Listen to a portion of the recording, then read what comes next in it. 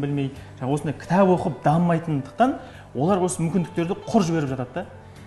Сондықтан да біз осындай адамға қазақ тілінде жазылған, өзінің ұлтын, мәдениетін, тарихын дәріптейтін осындай кітаптарды арнайы түрде оқығандар үшін ақша төлеп тұрып, оқытқызып, жастарды осы дамытуға бір үлесімізді, сондай патриоттарды оятуға бір үлесімізді қосайық деген мақсатта осындай кітап сайыстарын жасап жүрміз. Тамаша, керемет. Енді әлеуметтік желіден көріп қалдым өзім жеке басым.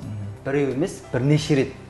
Енді осы Өзбекәлі Жәнібеков тұлғамыздың мәдени майдан, жалпы енді осы тұлғаның жарыс ұйымдасып жатса, кітап оқудан сайыстар.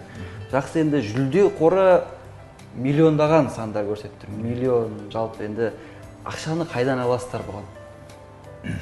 Демеуші ме, әлде өз қалталарыңыздан салған күндер болды ма? Осыған тоқталып өтейікші. Заманауи сөз бар ғой, делегирование деген.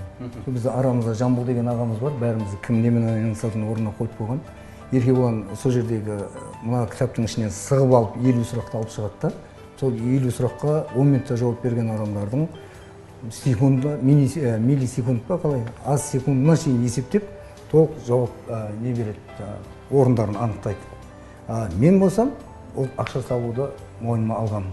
Әр адамға кіріп, осындай тұлға адамды кейінгі жастардың көкіректеріне құятын болсақ, қоғамның өзгеруі, қылмыстың азаюы, болашақта жастарымыз бақытты баянды ғұмыр кешуіне, үйленгенде де ажырасып кетпеуге негізгі себептер болып, және Жамбыл облысы осындай рухани, мәдени әлеуеті өте жоғары өңір ретінде халыққа танылып, ол Қазақстанға ұласып, Қазақстан әлемге үлгі болса деген арманмен істеп жатырмыз. Яғни ұлы мақсатты арқалап жүрсіздер десек те болады, иә? Енді сайысқа қысқаша тоқталып өтейікші, қандай бір ережелері, қандай да бір критерийлары бар ма? Сайыс бойынша біз кітап клуб құрғанбыз, осы рухани, интеллектуалдық даму мақсатында. Бұл бір жылдай уақыттан бері жұмыс жасап жатыр. Өркениетті адам деген таразда айына 2 мәрте отырысымыз бар. Сіздер де келсеңіздер болады. Және де одан бөлек біз осымен 3-ші мәрте кітап сайысын жасап жатырмыз. Бастапқыда барлықтарыңыз танитын осы журналистикада қызмет жасаған Бейсен Құранбек деген ағамыз бар. Соның кітабын өзіміздің кітап клубымызда оқып талқылап отырмыз да. Неткен керемет, мынаны біздің жамбылдық жастар білсе екен деген мақсатта дәл 13 пен 35 жас аралығындағы жастарға арнап бірінші сайысымызды жасаған болатынбыз. Ол жерде де миллион жүлде қоры болды, баласы ғында дүркіретіп өткізген болатынбыз. Кейін келе көп адамдар болды, біз де қатысайықшы деген сияқты. Сондықтан да біз келесі сайыстарымызда жас шектеуді мүлдем алып тастадық. Себебі отбасы болып қатысқан қаншама өзіміз кері байланысты алып жатырмыз. Біз әке шешемізбен бала шаға бәрі бірге оқып, шай үстінде талқылап деген сияқты сондай қызық болады екен. Және де сондықтан да негізгі фокус бүкіл отбасымен оқысын деп жатырмыз, және де бүкіл Жамбыл облысына осыны насихаттап жатырмыз. Яғни кез келген категориядағы адамдар бұл сайысқа қатыса алады. Жүлде қоры 1 миллион теңге. Енді бұл Өзбекәлі және мәдени майдан кітабы бойынша, енді Өзбекәлі Жәнібеков туралы айта кетсеңіздер. Мысалы, бірі білсе, бірі білмес. Енді қазір өте көп ақпараттарда біраз ақпарат алуға болады. Кітапты оқыған адамдар да біраз біліммен қанығып ақпараттандырылып алады. Бірақ енді осы біздің көрермендерге айта кетейікші осы жайлы. Енді Өзбекәлі ағамыз жайында осыда бірнеше жыл бұрын ғана ештеме білмейтін десем де болды. Себебі анау Түркістанға отбасымыз саяхаттап барғанбыз. Сол кезде Арыстан баб кесенесі жағынан шығып келе жатсақ, дәу еңсесі биік бір кесене тұр.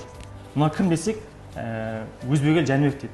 Дедік те өтіп кетті, ештеңе білген жоқ. Сөйтсек, бұл қазақ тарихы үшін өте үлкен көп нәрсе жасап кеткен кісі екен. Сондықтан да осы кісіні дәл осы сайысқа таңдап отырмыз. Мысалы, қазақ тілінің статусы жайында сіз айтып бере аласыз ба? Қазақ тілінің статусы жайында айтып бере аламын. Себебі 1989 жылы қазақ тілінің статусын мемлекеттік тіл ретінде алып берген тікелей мәдениет министрі болып тұрып, осы кісінің еңбегі. Кеңес үкіметі кезінде қазақ тілінің статусы сонда болмаған екен ғой деп таңғалғанбыз. Біздің әдебиеттен беретін мұғаліміміз сондай деңгейде қуанып, көзіне жас алып тұрып осыны айтқан, біз мемлекеттік тіл қазақ тілі болды деп. Соған дейін мемлекеттік тіл қазақ тілі болмаған білмегенбіз ғой, біз ауылда жүрген балалар. Соған өте таңғалып, бәріміз көзімізге жас алып, ол кісі бізге мынандай қуанышты атап өтпесек болмайды деп торт алып берген. Тамаша. Тамаша, керемет. Енді бұдан бөлек жаңағы Бейсен ағамыздың жарыс ұйымдастырдық дедіңіз. Бейсен болмыс. Енді мынау сол жарыстан жалпы енді осы Бейсен ағамыздың шаңырағынан сізге келген естелік қойын дәптер. Енді осыған тоқталайықшы. Бұны алуда қалай алдыңыз, жалпы кім берді, тоқталып өтсек. Бұл Бейсен және болмыстың жаңа Алматыда не болған кітап жәрмеңкесі. Кітап жәрмеңкесі бітер кезде сол кітап отбасы деген хрестоматиясы деген кітап қор бар. Сол қор арнайы сол жерден өздерінің презентациясын ұйымдастырды. Осы Бейсен және болмыс кітабын шығарған ғой. Сол жерде әйелі арнайы келіп бізге мына қойын дәптерді сыйлады. Соны әйелін Бейсенді бұрыннан танимын, өзім дос ретінде. Мен өзім журналист болмасам да, бұл кіммен араласса да бәрімен етене араласатын, жан дүниесін беріп тұрып араласатын бекзат мінезі бар, қасиеті бар еді. Сондықтан осы мынау нені алып келдім, блокнотты. Кітабын алып келген жоқпын, мен блокнотты алып келдім. Осы блокнотты ұстап, сіздердің де қазір суретке түсеміз, қолдарыңызға ұстап, тәбәрік болсын деп, осы Рауан бағдарламасы да Бейсен Құранбек сияқты жаңағы айтуға оңай бағдарламасы 8 жыл қатарынан бас жүлдені алған ток-шоу. Сол сияқты сіздердің Рауан бағдарламаларыңызда өте жоғары деңгейге рейтинг бойынша Қазақстанда алып кетсін деп. Тамаша, керемет, әумен айтқаныңыз келсін. Жалпы Бейсен және болмыс кітабын мен өзім оқыдым.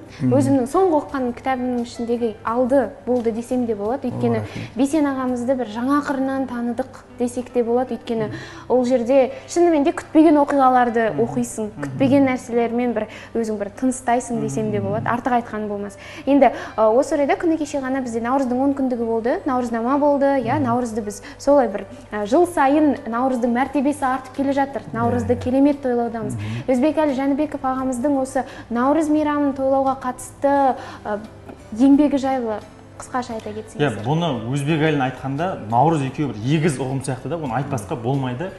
Мысалы, ойлаңызшы, Наурыз мерекесі бүкіл тек қазақ емес, бүкіл түркі, парсы елдерінде 3000 жылдан бері тойланып келе жатыр екен. Оны ЮНЕСКО, яғни халықаралық ұйым солай мәдени мұра ретінде белгілеген екен да. Ал енді сол 3000 жылдан бері тойланып келе жатқан мереке өкінішке орай 1926 жылға келген кезде тойлануға тыйым салынып тастаған екен. Содан кейін Өзбекәлі Жәнібек ағамыз соны өзінің ерлігімен, өзінің әдіс тәсілдерін дипломатиялық жолдар арқылы ең алғашқы рет 1988 жылы тойлауға рұқсат алып, дүркіретіп тұрып Наурыз мерекесін тойлайды. Енді соның өзіңіз көрінісі болған жоқсыз ба? Иә. Мен көрініс болғанда, менің әкем де ауылда қызметкер болған. Сол кәсіподақ комитетінің төрағасы болды ауылда. Сол кезде Өзбекәлі атамыздан тікелей пәрмен беріліп, барлық облыс орталықтары, аудан орталықтары және ауылдардың бәрінде бірдей өтсін деп 89 жылы белгіледі. Бірінші Алматыда өтті, пробный ретінде жаңағыдай. Сосын біздің ауылда тура қай жерде бүкіл Қазақстан бойынша қалай өтеді, тура солай өту керек екенін жасаған. Біздің бала кезімізде Наурыз көже ішіп қойып отыра беретініміз ғой, түсінбейміз басына барып. Наурыз көже ішудің негізгі мәнісі бұл осылай тойлайды екен. Көктемнен кейін күн мен түннің теңелуін негізге алып, енді жеріміз тірілді, жер анамыз бізді асырайды деген ойлармен қыстан қалып кеткен тамақтардың бәрімен Наурыз көже істеп, ол бәрі біледі ол мәселе. Бірақ негізгі мәселе сол жерде барлық адам қуанып